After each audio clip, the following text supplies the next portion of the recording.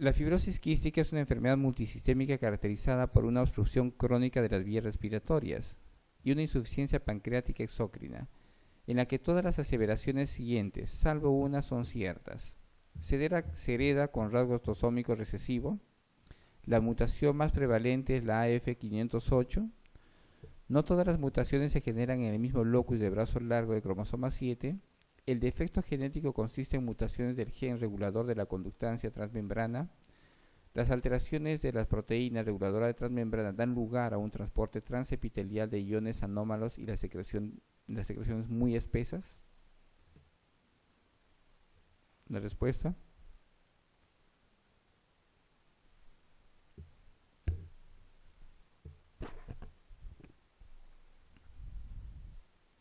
Entonces, la fibrosis quística es una enfermedad congénita que se deriva en forma autosómica recesiva.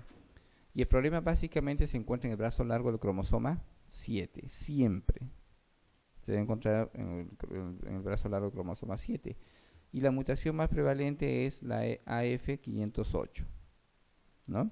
Y esto obviamente que produce alteración de una proteína que es la reguladora transmembrana, que es la responsable, ¿no?, de producir los cambios de iones y de hidratar las secreciones.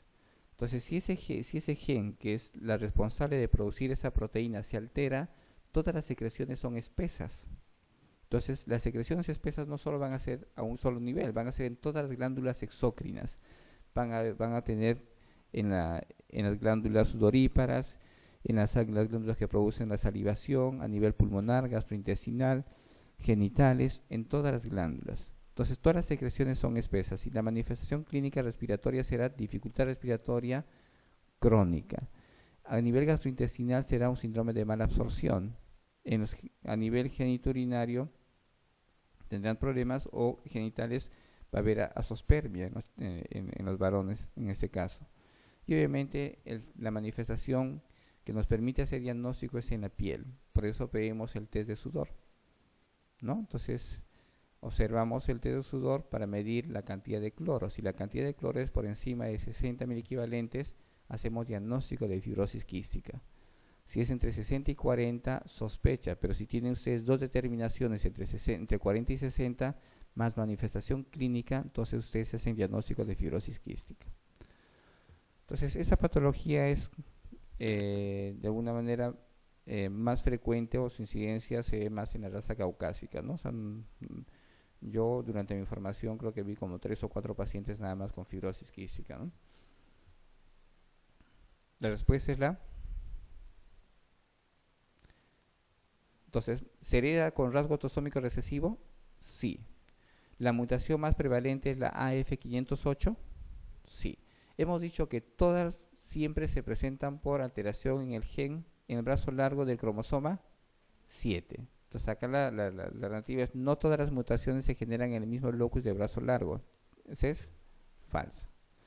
¿El defecto genético consiste en mutaciones del gen regulador de la conductancia transmembrana? Sí.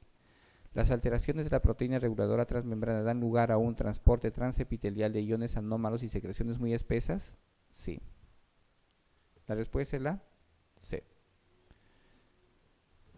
Niña de 18 meses que presenta desde los 13 meses de edad, ¿no?, el entenecimiento de la curva ponderal junto con disminución del apetito, deposiciones abundantes y de consistencia blanda, distensión abdominal y de carácter muy irritable. En las exploraciones complementarias realizadas se detecta anemia ferropénica y anticuerpos antiendomicio positivos. Respecto al cuadro clínico citado, ¿cuál de las siguientes aseveraciones es falsa? Primero, hagamos diagnóstico, ¿no? Tienen ustedes una niña de 18 meses que presenta de los 13 meses, más o menos del año de edad, ¿no?, caída en su curva estatural, fondo estatural. Junto con disminución del apetito hay deposiciones abundantes y de consistencia blanda, ¿no? Probablemente esta esteatorrea, distensión abdominal y de carácter muy irritable.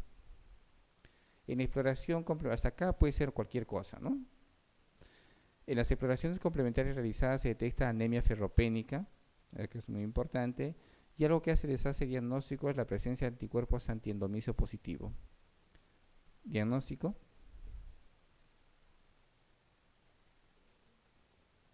el SPRUE, ¿no? O enfermedad celíaca. Entonces, la enfermedad celíaca es una intolerancia a la proteína del gluten, a la gliadina. Pues la gliadina, la avenina, o sea, a muchas proteínas que estén relacionadas con el gluten, ¿sí? Y cuya manifestación clínica se puede presentar a partir de los 6 meses, porque ustedes inician la lactancia a partir de los 6 meses. Hasta los 6 meses los bebés dan muy bien. Tanto el peso como la talla es excelente. A partir de los 6 meses, ustedes han iniciado la lactancia, muchos podrían iniciar dentro de su dieta con gluten. Pueden darle cebada, pueden darle centeno, incluso la propia avena. Entonces ya hace manifestación clínica. Y la manifestación o el compromiso clínico se da porque hay alteración de la mucosa intestinal ¿de qué parte? ¿Qué parte del intestino se compromete? Yeyuno e ilion proximal. Entonces el yeyuno y el ilion proximal son responsables de la absorción del hierro. Por eso los chiquititos terminan con anemia ferropénica, ¿no? Y asociados obviamente a su problema de mala absorción. Entonces, y una forma de hacer diagnóstico es la presencia de anticuerpos, los anticuerpos antigliadina, los anticuerpos antiendomicio, que son responsables o que nos hacen diagnóstico, perdón, del SPRUE. Entonces, ¿el tratamiento cuál es el SPRUE? Retirar, definitivamente, de forma permanente. Ustedes no pueden suspender y retirar. Por eso es que pueden hacer ustedes pruebas de ingresar, de retirar e ingresar el gluten para hacer diagnóstico. Es una forma también de hacer diagnóstico, ¿no? ¿Qué es lo que se hace también en los pacientes con intolerancia a la lactosa, ¿no? Entonces, pero el diagnóstico, el tratamiento básicamente es retirar de su dieta el gluten. Con todo eso, en el diagnóstico es fundamental la realización de una biopsia intestinal. Esta enfermedad se desarrolla en personas genéticamente susceptibles. El periodo de presentación clínica más frecuente es en el segundo año de vida, pero no es infrecuente que aparezca en niños más mayores e incluso en la edad adulta. La anorexia es un síntoma frecuente. La base del tratamiento es la retirada transitoria de la dieta del trigo, cebada, centeno y avena. La respuesta falsa, la E, ¿sí? Entonces, ustedes no pueden retirar en forma transitoria, tienen que retirar definitivamente, ¿no?, todos esos alimentos de la dieta del niño. En infección del tracto urinario en el niño, ¿cuál de las siguientes respuestas es la incorrecta? En el periodo neonatal las niñas la padecen con más frecuencia. El microorganismo más frecuente implicado es la E. coli. Se recomienda realizar una ecografía renal en el primer episodio de infección urinaria. En caso de pielonefritis, los antibióticos indicados son la cefalosporina de tercera generación, amoxiclavulánico más aminoglucósidos. La gammagrafía renal con ácido dimercaptosuccínico, marcado con tecnesio 99, es la mejor exploración para detectar cicatrices renales en las infecciones urinarias en el niño. La respuesta falsa es la... A ver, piensen bien. La gammagrafía es un examen muy bueno para ver cicatrices. Obviamente en niños que tengan infecciones recurrentes. Todas las infecciones o una infección produce cicatriz. Y si tiene infecciones recurrentes, va a producir más cicatrices. Ustedes van a poder determinar grado de cicatriz con la gammagrafía. ¿Ya? Entonces, eso es importante. En caso de pielonefritis, los antibióticos indicados en un niño, ¿serán cefalosporina de tercera generación?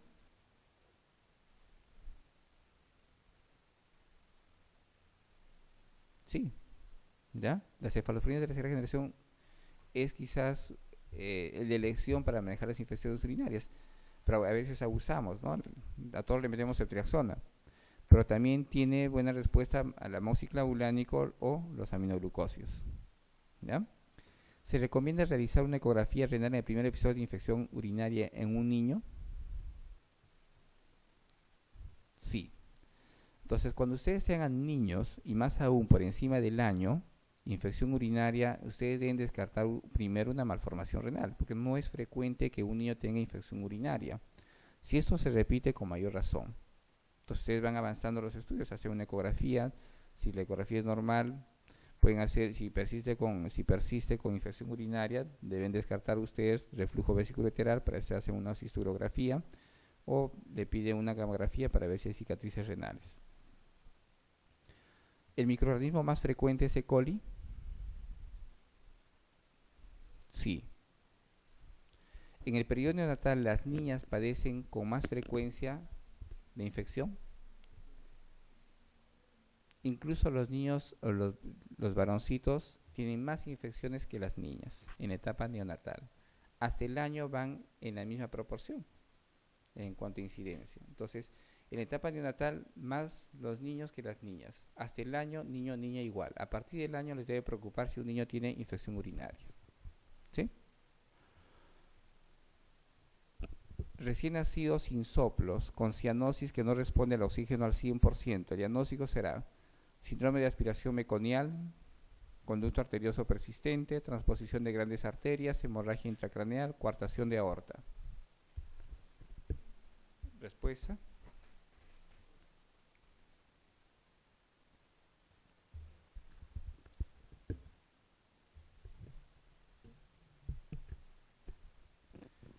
Recién nacido, sin soplos, pero que presenta cianosis y que no responde al oxígeno. ¿Podría ser síndrome de aspiración meconial? ¿Cuál es la complicación de los niños con síndrome de aspiración meconial? Los niños con aspiración pueden hacer hipertensión pulmonar persistente, y la hipertensión pulmonar persistente se manifiesta con hipoxemia, hipercapnia y obviamente acidosis metabólica, y su manifestación va a ser cianosis con necesidad de oxígeno. Son niños que tienen la necesidad incluso de apoyo ventilatorio. Entonces, una complicación del paciente con aspiración meconial. Entonces, ¿podría ser? Sí, ¿no? Conducto arterioso persistente, ¿los niños con ductus hacen cianosis y que no responden con oxígeno al 100%? No. La transposición de grandes arterias, la hemorragia intracraneal. Entonces, los niños con hemorragias intracraneales podrían de alguna manera tener cierto grado de hipoxia. Entonces sangran, disminuye la concentración de hematocrito, disminuye la perfusión, podrían tener manifestación de alguna manera de hipoxia, pero no tanto o no al extremo de que no respondan al oxígeno al 100%. La coartación de aorta,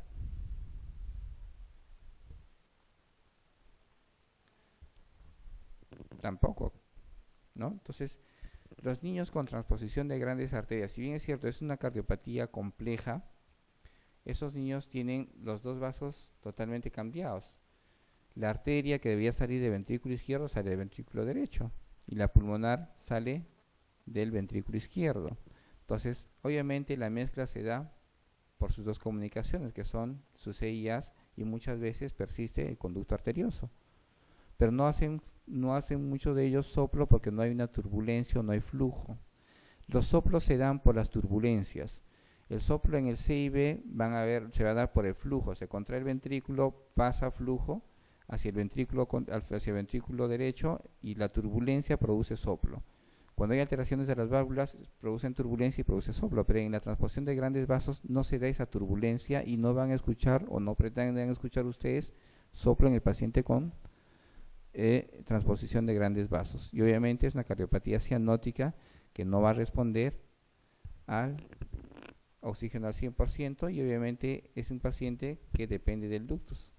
Y el tratamiento será, en ese momento de emergencia, ¿qué van a hacer si es ductus dependiente? ¿Qué le vamos a dar? Evitar que se cierre el ductus. Para evitar que se cierre el ductus, ¿qué hacemos? La prostaglandina. Excelente. ¿No? Entonces hemos mencionado que la prostaglandina inhibe, ¿no?, el cierre del ductus arterioso. Entonces, hasta que se hagan tratamientos de repente paliativos quirúrgicos, ustedes pueden usar prostaglandina para tratar de manejar su cardiopatía, ¿no? Bien, la respuesta es la C.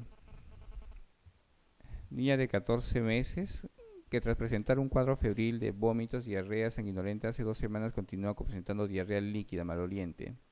ya sin sangre, con distensión abdominal abundantes, ruidos hidroaéreos e importante irritación en el área perianal.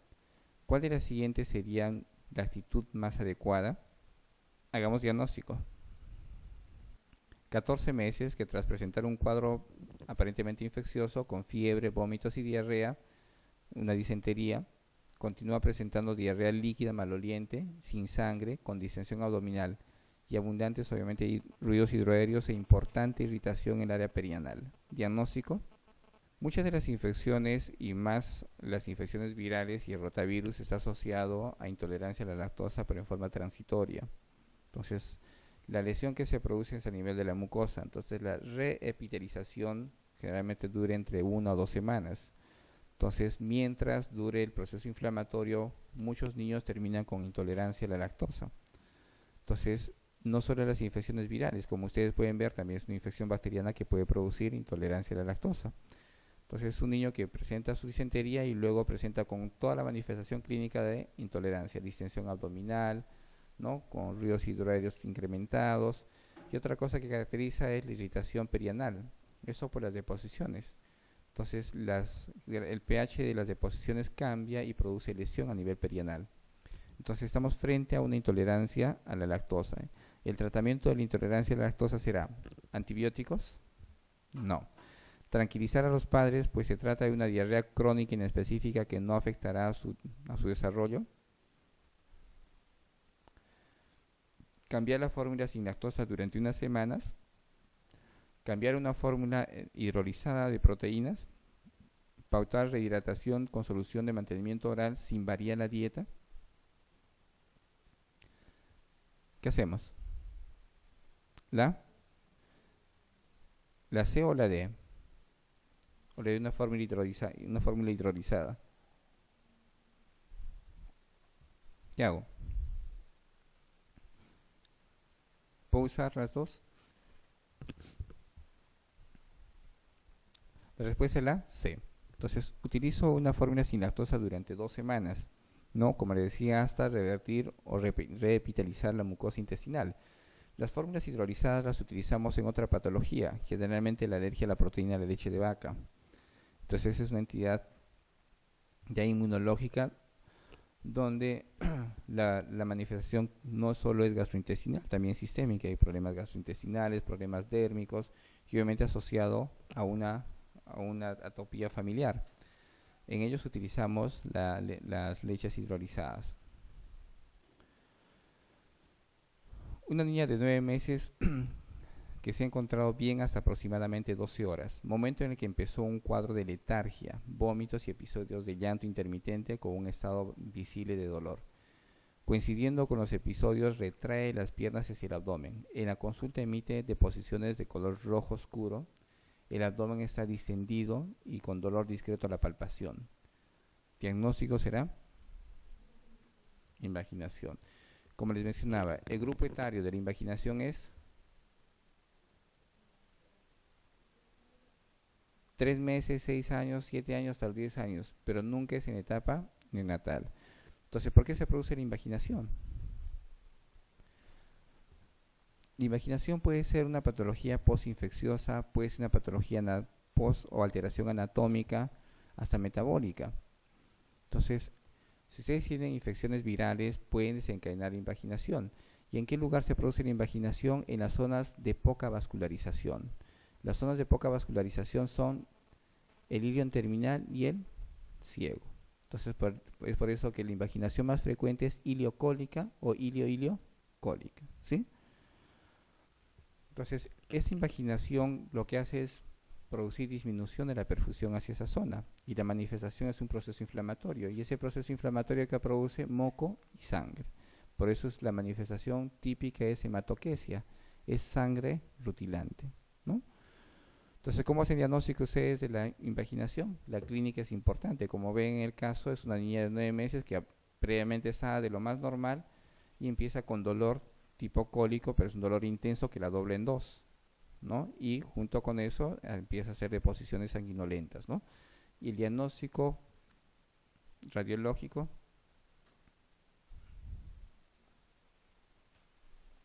o cómo hacen diagnóstico ustedes de la invaginación.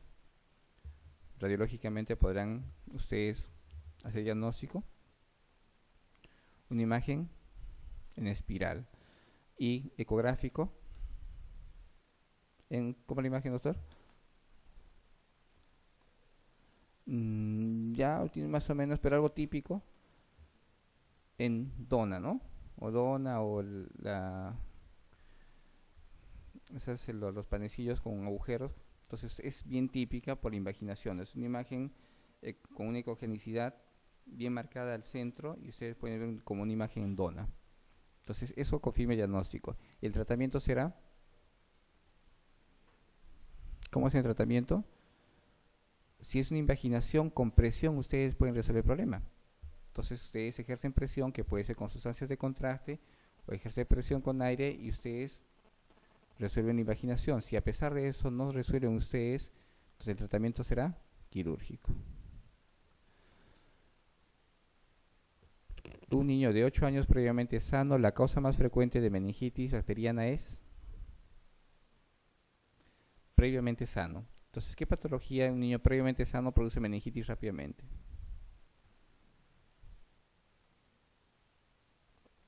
Hemophilus influenza, neumonía, meningitis, Staphylococcus aureus, estreptococos del grupo B. ¿Cuál de estos gérmenes es el más agresivo? La Neisseria meningitis.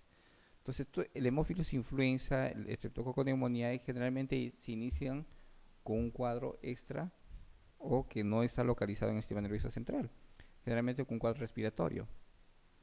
Entonces ingresa el inóculo a nivel de la garganta, hace bacteriemia y rápidamente llega al sistema nervioso central. Y los Staphylococcus aureus también. Los estreptococos o las bacterias del grupo B, si bien es cierto, pero son bastante agresivas, pero no hacen manifestación rápidamente como la Neisseria meningitis. La respuesta, la C. La posición en decúbito prono durante el sueño en la lactancia es asociado con mayor ganancia de peso, mayor riesgo de neumonía por aspiración, disminución de tránsito intestinal, mayor incidencia de vómitos, mayor riesgo de muerte súbita. Entonces, esa es una buena posición antirreflujo. La posición en prono utilizamos bastante en los pacientes que presentan enfermedad por reflujo gastroesofágico, ya como una medida de parar o de disminuir la manifestación clínica, pero también está asociado a muerte súbita. Por eso la recomendación en los neonatos es ponerlos de costado y no ponerlos en posición prono, o si coloquen en prono, bajo supervisión, ¿no? Esa es la recomendación que le damos a los papás. Todo lo que sigue acerca del síndrome nefrótico en la infancia es cierto, excepto tendrá colesterol sérico elevado, el 85% experimenta cambios mínimos de la enfermedad, la reabsorción reducida de sodio por el riñón, triglicéridos séricos elevados, hipoalbuminemia es la causa de hipoproteinemia. La respuesta.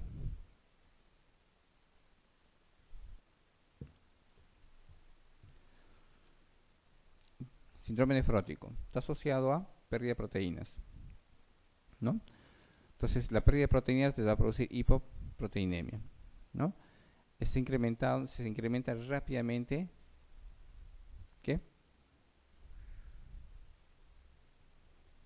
¿Qué hay? Los triglicéridos, ¿sí? Entonces, ¿por qué se producen los triglicéridos? Se incrementan los triglicéridos.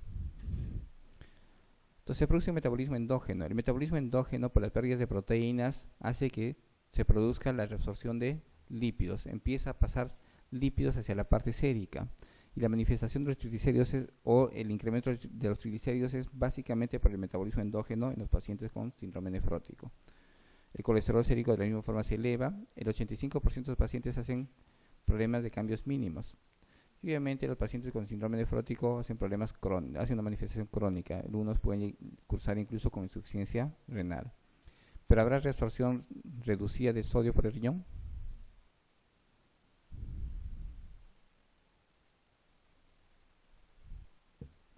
A ver, chicos.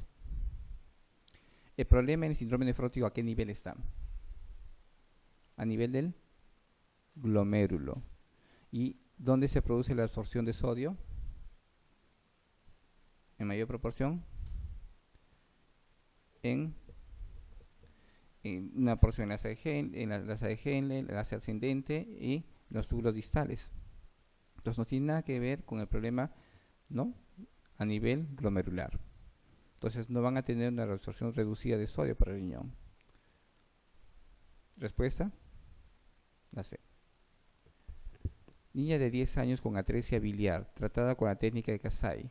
Cuando era lactante presenta ahora torpeza progresiva, disminución de los reflejos tendinosos, profundos y ataxia. El diagnóstico más probable es encefalopatía hepática, deficiencia de vitamina A, encefalitis, deficiencia de vitamina E, ataxia de Friedreich. ¿Qué pasa con los pacientes con atresia biliar? Los pacientes con atresia biliar tienen problemas o déficit de vitaminas liposolubles. Las vitaminas liposolubles son la A, la D, la E. Entonces, la manifestación clínica de un problema con déficit de vitamina liposoluble va a ser en forma específica para cada una. Entonces, ¿en cuál de los déficits de vitamina se produce una encefalopatía? Con reflejos tendinosos profundos y ataxia, o disminución de reflejos.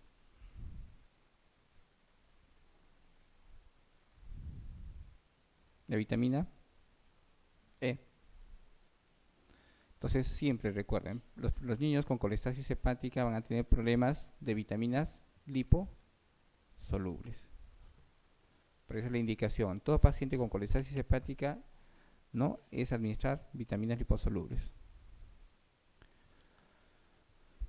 Niña de 4 años, asintomática con antecedentes de ingreso neonatal durante 2 meses por prematuridad. Presenta un buen estado general y de desarrollo, ¿no?, tanto la ganancia de peso como la estatura. Tiene pulsos arteriales aumentados y se le ausculta un soplo continuo en la región subclavicular izquierda. ¿Cuál de las siguientes es el diagnóstico más probable? Comunicación interventricular, tetralogía de Fallot, conducto arterioso persistente, comunicación interauricular, coartación de aorta. Entonces ese es un niño de 4 años con antecedentes de prematuridad, ¿no? Entonces, ¿qué pasa por el antecedente de prematuridad? El prematuro, cuanto más prematuro, mayor incidencia de ductus, ¿ya?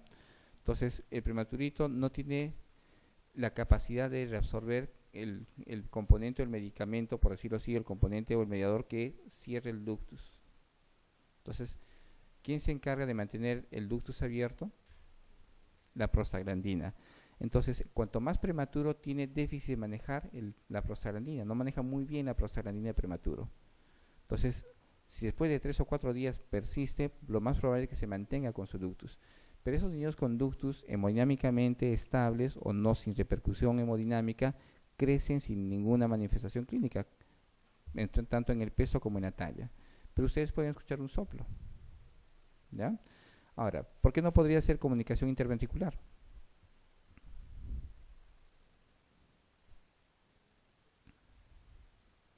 Así como el ductus, la comunicación interventricular produce hiperflujo. Entonces, los pacientes con hiperflujo pueden de alguna manera tener incremento del gasto energético. Entonces, la ganancia del peso como la estatura se ve afectada. La tetralogía de Fallot es una cardiopatía cianótica. Si bien es cierto, no hay mucha clínica, el bebé puede crecer sin ningún problema, pero también tiene gasto energético. La mezcla no es la más adecuada, no van a tener una saturación adecuada. Por lo tanto, también hay problemas en la ganancia de peso y la talla. La comunicación interauricular, ¿por qué no podría ser? No es asociado, no tiene mucho que ver con lo que ustedes están viendo en la pregunta, que esté asociado a la prematuridad, ¿no? Entonces, por todo lo que están viendo, lo más cercano a la respuesta sería el ductus arterioso, a pesar de que el ductus arterioso también les produce un hiperflujo pulmonar, que si tiene repercusión hemodinámica se vería afectado el peso y la talla en el bebé por consumo energético. Coartación de aorta. La coartación de aorta tiene muchísimas manifestaciones y una de las más frecuentes es la hipertensión arterial. En niño con hipertensión arterial, ustedes deben sospechar en coartación de aorta, ¿ya? Niño con hipertensión arterial que no tenga problemas renales, piensen o sospechen en coartación de aorta. La enfermedad de Kawasaki. Todas las afirmaciones son correctas menos una, señale. Entonces la enfermedad de Kawasaki es una enfermedad dérmica, está dentro de los grupos ¿de las qué? Las enfermedades exantemáticas, ¿no? ¿Qué número de enfermedades exantemáticas es la enfermedad de Kawasaki?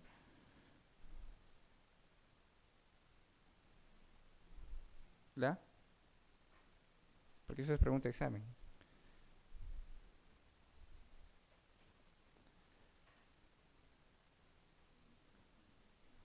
¿No era 7? La enfermedad de Kawasaki. Porque esa está el sarampión, rubiola, la enfermedad de Kawasaki, varicela. Entonces, tienen que clasificar por números. Y lamentablemente las preguntas de examen vienen por números. Se preguntan, la enfermedad de Kawasaki es dentro de las enfermedades sistemáticas el número 1, 2, 3, 4, 5, 6. Nadie.